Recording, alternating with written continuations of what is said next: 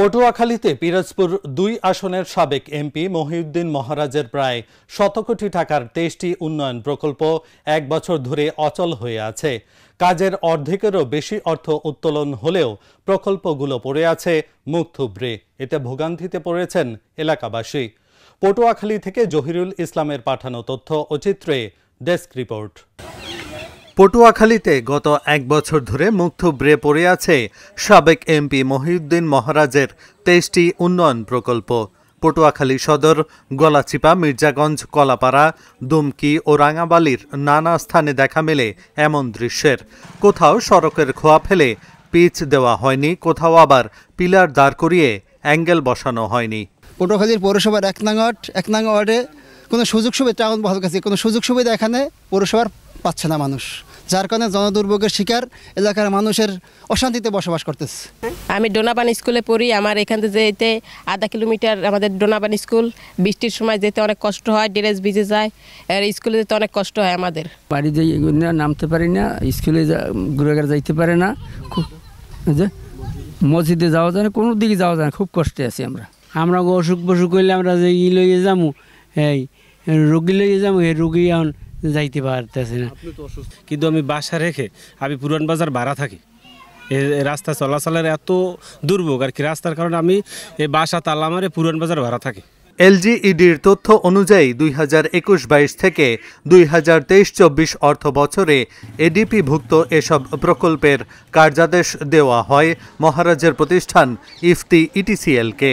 93 কোটি 21 লাখ টাকার বেশি ব্যয়ে নেওয়া 23টি প্রকল্পের মধ্যে 2টির কাজ শেষ হলেও বাকি প্রকল্পের অগ্রগতি গড়ে 50 ভাগেরও কম, কিন্তু টাকা উত্তোলন হয়েছে তার চেয়ে বেশি। বাজার আনার খুব বেতাল, কোনো অসুখ অসুখে যদি কোনো লোক আপ ডাউন করা খুবই বেতাল। আমাকে চলাফেরা মানে এমন বেকায়দায়, মানে কোনো একটা রোগী যাইবে এমন কোনো পরিস্থিতি নাই। আমাদের স্কুলে যাইতে এই জায়গায় রাস্তা ভাঙা, সেই জন্য বৃষ্টি হলে এই জায়গায় গর্ত আছে, সেই জায়গায় পড়ে যায়, তারপর ড্রেসে কাদা লাগে, এই জন্য আমরা স্কুলে ভালোভাবে যাইতে পারি না। ঘর দুয়ার ভাঙ্গে তো আমার রাস্তাটা দিছি, সহযোগিতা করছি মানুষের লেগে, জন্য হাঁটবে চলবে ভালো হইবে। হ্যাঁ, রাস্তাটা আমাকে ভাঙ্গে চুরিয়ে থুইয়ে দিছে, ঘর দুয়ারও আমার ভাঙ্গা চূড়া।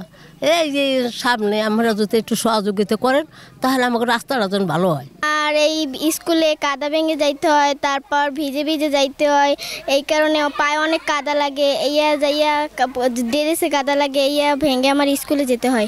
এটা যাতায়াতের জন্য খুব কষ্ট, বা মনে করেন কোনো গাড়ি চলতে পারতেছে না, মানুষ অনেক ভোগান্তি। সোজা কথা, এরা সরকার থাকতে বলে অনেক হয়েছে ভাঙছে এবং সরকার গেছে, এখন কেউ ধরেন। এরা অভিযোগ রয়েছে আওয়ামী লীগ সরকারের আমলে মহারাজ পরিবারের একাধিক প্রতিষ্ঠান একচ্ছত্র আধিপত্য বিস্তার করেছে এলজিইডির কাজকর্মে।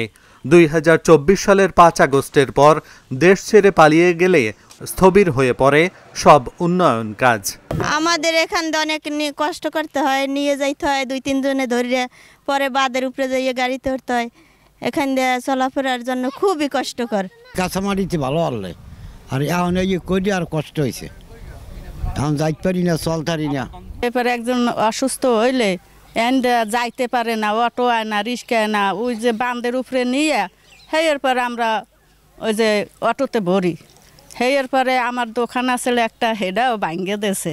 এই দীর্ঘ 1 বছর ধরে আমাদের রাস্তার কাজ শুরু করার পরে যেখানে হোক ড্রেনটা হয়তো হয়েছে, তার ডাকনা ঠিক মতো দেওয়া হয় না, যাতে অনেক লোক অ্যাক্সিডেন্ট হয়েছে এবং আমাদের বাড়ি ঘর আমরা নিজেরাই ভেঙে দিছি, অনেক টাকা ব্যয় করছি। কিন্তু তারা এই রাস্তাঘাটে এখন বর্তমানে যখন বৃষ্টি হয় তখন রাস্তাঘাট তলাই যায় এবং যে অবস্থা পড়ে রয়েছে, কোনো গাড়ি ঘোড়া যাইতে পারে না, কোনো লোকজন আসা যাওয়া করতে পারে না। এবং একটা রুগী যদি হয় সেটা যে আমরা রিক্সায় অথবা একটা গাড়িতে নেব সেরকম কোনো ব্যবস্থা আমাদের নাই।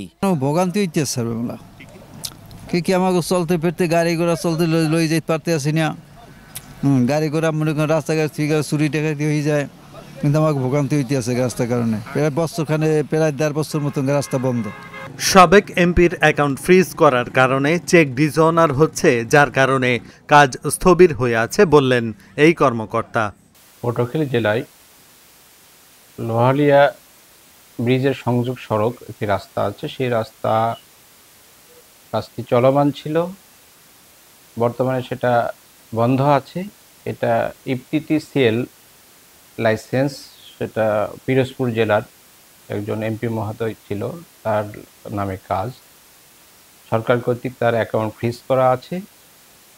লোকাল যে প্রতিনিধি, পটুয়াখালীর প্রতিনিধিরা কাজ করে, তারা